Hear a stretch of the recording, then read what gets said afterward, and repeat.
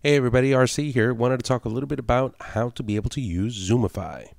So here we have a document, and you'll notice if I wind up going into the image size of the document, it's actually a pretty big document. It's close to 6,000 pixels wide by, let's say, 1,200 pixels high, and it's got about a resolution of about 150. And I want to put this on the web. And if I tried putting this on the web, let's see. I'm going to go over here and I'm going to grab this pano and I'm just going to drag it into, let's drag it into Safari and see what it would look like. So put it into Safari. Now, notice it wound up taking this and it wound up resizing it bigger or smaller. But what if I wanted to be able to kind of go in and go around and move around this image? It's a little bit too big, but I want to be able to put the entire image up. We can actually do that using Zoomify. So let's take a look at how that works.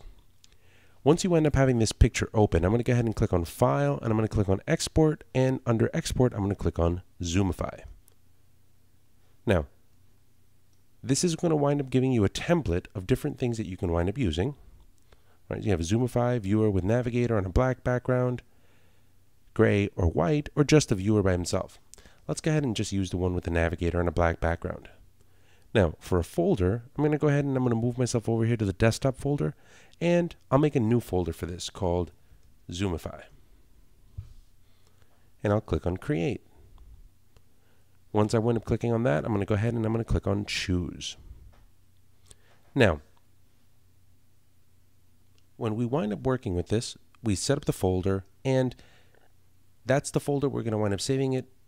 The base name is the name of the file, so we're going to go ahead and call it rc-pano-1. And here we can wind up specifying the tiling options for this. What's the quality of this? And it's almost kind of like JPEG compression. So I'm going to go ahead and leave it at maximum quality. It's going to optimize. And the browser options, the window that we wind up setting up on the web page. How big do we want it to be? So I want this window, let's say, to be 800 by 400. Once we wind up doing that, we can go ahead and we can click on OK. What that's going to do is it's going to wind up creating this template, and this page is going to be about 800 pixels wide.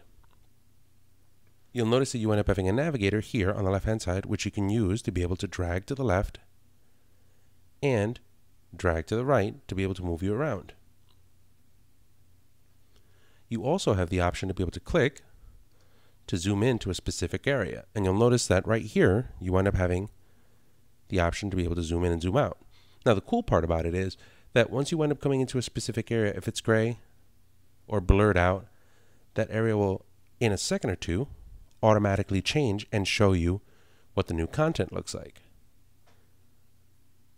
You can also move left, right, down, and up using the keys down here. You can bring yourself back to a full by just clicking on this.